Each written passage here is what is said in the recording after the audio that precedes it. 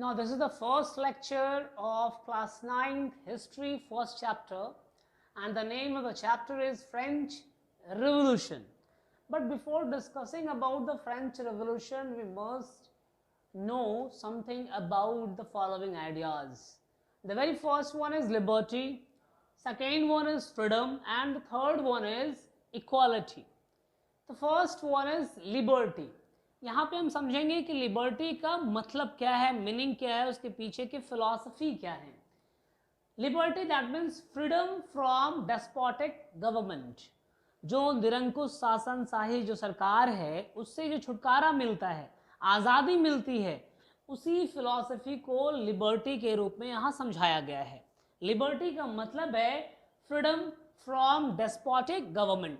तो freedom from despotic government का मतलब क्या होगा? डेस्पोटिक का मतलब होता है निरंकुश. ठीक है, जिस मैं बता रहा था कि डेस्पोटिक का मतलब होता है निरंकुश, जिस पर अंकुश नहीं लगाया जा सकता है.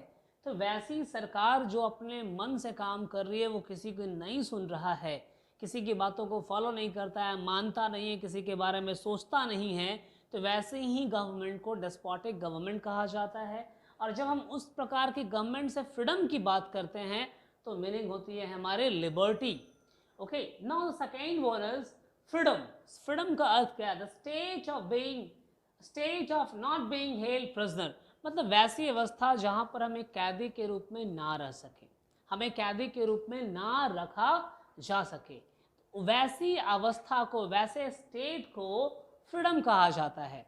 हिंदी में इसी को हम लोग आज़ादी, स्वतंत्रता कहते हैं. Equality, the situation in which everyone has the same right. मतलब वैसी सिचुएशन जहां पर समाज में रहने वाले प्रत्येक व्यक्ति को समान अधिकार दिया जाता है, उसे हम लोग कहते हैं इक्वलिटी. तो ये चैप्टर आपका फ्रेंच रिवॉल्यूशन जो है लिबर्टी की आइडियाज को इनहेरिट करता है, फ्रीडम के आइडियाज को इनहेरिट करता है, इक्वलिटी को इनहेरिट करता है. तीनों फिलॉसफीज आपके इस बुक के अंतर्गत में जो भी चैप्टर्स रखे गए हैं, सभी में लिबर्टी, फ्रीडम और इक्वलिटी की बात हमें पढ़ना है. चाहे वो हम नाजिज्म की चैप्टर पढ़ लें या फिर कोई और रशियन रिवॉल्यूशन की बात कर ले, वहाँ पर भी आपका लिबर्टी, फ्रीडम और इक्वलिटी की चर्चा की गई है. ना फ्रेंच रिवॉल्यूशन 14 जुलाई 1789, ये वो दिन था जिस दिन फ्रेंच रिवॉल्यूशन शुरू हुआ था, स्टार्ट हुआ था, प्रारंभ हुआ था. और इसी दिन कुछ ऐसी वाकया घटी जिसके वजह से अचानक जो है फ्रांस में इस प्रकार के आंदोलन लाने की आवश्यकता पड़ गई.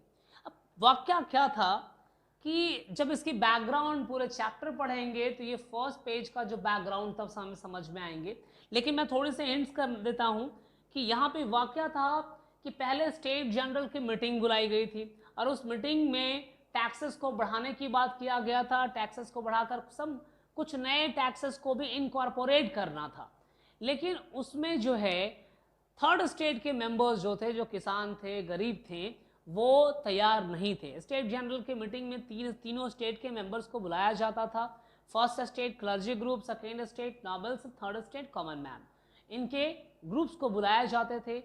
क्लर्जी के 300 मेंबर्स होते थे, नॉबल्स के 300 मेंबर्स होते थे और 600 मेंबर्स आपके जो है कॉमन मैन थर्ड स्टेट से बिलोंग करता था.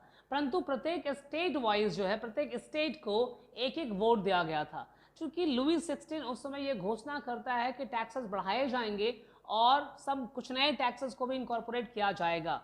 तो 2 वोट उसके पास ऑलरेडी था. क्लर्जी का वोट लुई 16 के पक्ष में था और वही नॉबल्स का भी वोट जो था लुई 16 के पक्ष में था. थर्ड स्टेट सिर्फ एक मूक दर्शक की तरह था जो सारी बातों को सुनता, क्योंकि उसको वोट का कोई मतलब नहीं था. लेकिन इस समय जब इस मीटिंग की बात की गई तो थर्ड स्टेट के मेंबर्स वॉक ओवर करे गए, सदन से बाहर निकल गए और उन्होंने निर्णय लिया कि हमें जो है अपने रास्ता खुद तैयार करना पड़ेगा और नेशनल असेंबली की फॉर्मेशन की बात की. इसी बीच 14 जुलाई 1789 को हुआ क्या? लुई 16 ने वैसे ऑर्डर दिया था अपनी सेना को कि फ्रांस की सड़कों पर जाकर मार्च करे यहाँ वहाँ घूमे कि किसी प्रकार की कोई अनैतिक घटना, किसी प्रकार का कोई वैसा घटना जो शासन के लिए खराब हो, गलत हो, ना घट जाए।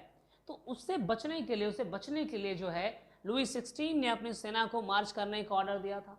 लेकिन नेशनल असेंबली की मीटिंग, जहां फॉर्मेशन की बात की जा रही थी, जहां मीटिंग चल रही थी, वहां पर एक रूमर्स फैला दिया जाता है कि लुई 16 ने तुरंत जो है अपनी सेना को यह ऑर्डर देने वाला है कि पेरिस में, यानी हम नागरिकों के ऊपर गोलियां चलाई जाएं, ओपन फायर, खुले तौर पे जो है फायरिंग किया जाए, बिना कुछ ये सोचे समझे कौन मरेगा या कौन जिंदा रहेगा, बच्चा है, बड़ा है, बूढ़ा है, ऐसी किसी बातों को बिना सोचे हुए फायरिंग की आदेश दे दिया है।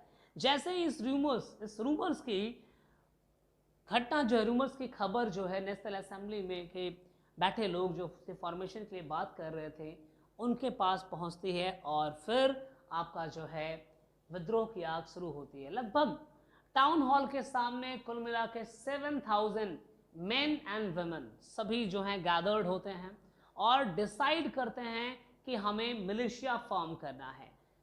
That is 7,000 men and women gathered in front of town hall and decided to form militia. Militia जो है एक प्रकार का आर्मी ही है, सेना होता है जो नॉन प्रोफेशनल है। जब आम जनता विद्रोह कर लेती है और वायलेंस के साथ संघर्ष करने का निर्णय लेता है और एक सैनिक की तरह लड़ करके संघर्ष करने का निर्णय लेता है और उसके लिए जो वो इकट्ठा होता है तो उसे हम लोग कहते हैं मिलिशिया कहते हैं। मिलिशिया जनरली, अब मैंने जैसा भी जस्ट बोला कि जनरली एन आर्मी और सम अदर फाइटिंग ऑर्गेनाइजेशन, एक प्रकार का सेना ही होता है जो कि लड़ने के लिए बनता है ये। लेकिन इसमें एक चीज़ और है, मिलिशिया में नॉन प्रोफेशनल सोल्जर्स होते हैं। आम जनता जो है सैनिक का रूप ले लेती है और अपने अधिकारों के लिए लड़ना शुरू करती है या किसी मकसद से वो लड़ना शुरू करती है, तो उसे हम लोग मिलिशिया कहते हैं। फाइनली जो 7,000 मेन और विमेन जो गैदर्ड हुए थे टाउन हॉल के सामने, वो मार्च करना ईस्टर्न पार्ट ऑफ फ्रांस के ईस्टर्न रीजन में, पेरिस के ईस्टर्न साइड में ये मार्च करना शुरू करते हैं और वहाँ पे पहुँच करके बैस्टिल, जो कि एक फोर्ट्रेस था, प्रिजन कैद खाना था जहाँ पे कैदियों को रखा जाता था, जेल था वो, वहाँ पहुँच करके उसे पूरी तरह से तोड़ दिया जाता है, उसकी दीवारों को तोड़ दिया जाता है, तहस नहस किया जाता है। ऐसा करने के पीछे जो मेन वजह था, ताकि बैस्टिल में जो आर्म्स एंड एम्युनिशंस रखे हुए थे उन पर ये 7,000 लोग जो हैं अपना कब्जा बनाना चाहते थे। इस दौरान जो है जो भी कैदी जेल में थे उन्हें भी रिहा कर लिया गया और जो कमांडर था उस कमांडर को भी मार गिराया गया था। सो मैंने जैसे बोला कि जो कमांडर था उस प्रिजनर का, वहाँ पे बैस्टिल प्रिजनर सेल में, वहाँ पे जो कमांडर इन चीफ थे उसे मार दिया गया था और जो आर्म्स एंड एम्युनिशंस थे उसे लूट लिया गया था। वैसे बैस्टिल जो है की बात करें तो बैस्टिल से सभी लोग नफरत करते थे, क्योंकि एक सिंबल था, डेस्पोटिक पावर का सिंबल था, राजा के डेस्पोटिक पावर का सिंबल था, राजा के निरंकुश शासनशाही का एक प्रकार का ये एक चिन्ह था बैस्टिल, जिसके वजह से लोग इस बैस्टिल से नफरत करते थे। और जैसा मैंने आपको बताया कि 14 जुलाई 1789 को बैस्टिल जो फोर्ट्रेस थी, कैद खाना था, उसे पूरी तरह से क्या कर दिया गया, तोड़ दिया गया। अब तोड़ने के बाद उसकी दीवारें जो अवशेष टूटी, पत्थर जो निकले वहाँ पर, उन पत्थरों को बाज़ारों में बेच दिया गया और बहुत लोगों ने क्या किया, उन पत्थरों को खरीद कर अपने घर में उस दिन की यादगार के रूप में ले गए कि 14 जुलाई 1789 को क्या हुआ था। तो उस पत्थर से, उस टूटे हुए बैस्टिल के टूटे हुए पत्थरों से उन्हें उस दिन को याद करने के लिए कुछ लोगों ने उसे बाजार से खरीदा था। तो ये चैप्टर आपका 9th में, और साथ साथ ये चैप्टर जहाँ 9th में ख़त्म होता है वहीं से क्लास 10 में कि एक इम्पॉर्टेंट चैप्टर जो है नेशनलिज्म एंड यूरोप जो है बिगिन करती है। तो 9 का ये चैप्टर बहुत इंपॉर्टेंट है, कंसेप्टराइजर है, क्योंकि इसकी बातें अगर याद होती हैं तो 10 का जो चैप्टर है the rise of nationalism in Europe आसानी से समझ में आता है।